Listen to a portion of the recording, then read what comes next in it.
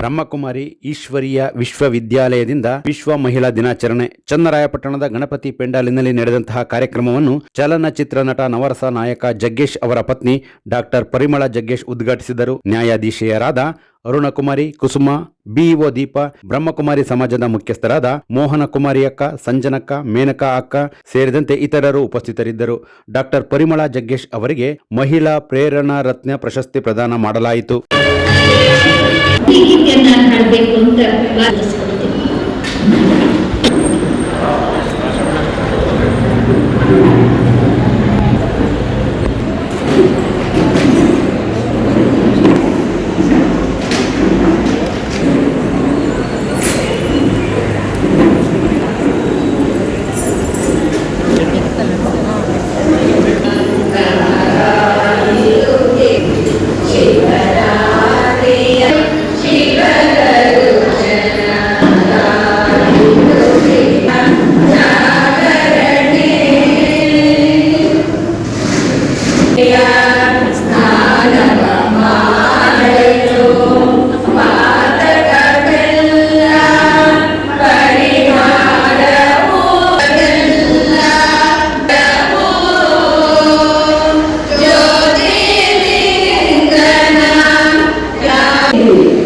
ಯಾವ ಕೊರತೆಗಳು ನಮ್ಗೆ ಇಲ್ಲ, ಏನು ಬೇಕು ಅಂತ ನಮ್ಗೆ ಇಲ್ಲ, ನೋಡಿದಾಗ ನಾವು ತಗೋಬೇಕು ಅಂತ ಯಾವ ಇಚ್ಛೆನೂ ಇಲ್ಲ.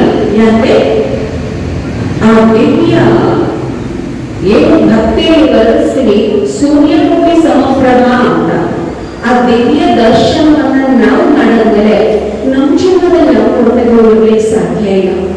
ಆಧ್ಯಾತ್ಮಿಕ ಜೀವನ ಅಂದ್ರೆ ಎಲ್ಲರನ್ನ ಬಿಟ್ಟು ಎಲ್ಲ ಒತ್ತೋಗೋದು ಉದಾಹರಣ.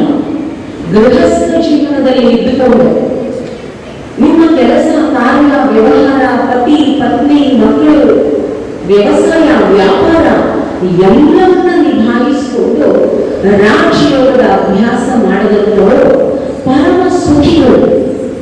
ಇಡೀ ವಿಶ್ವದಲ್ಲಿ ಯೋಚನೆ ಮಾಡಿ ಸುಮಾರು 20 ಲಕ್ಷಕ್ಕೂ ಹೆಚ್ಚು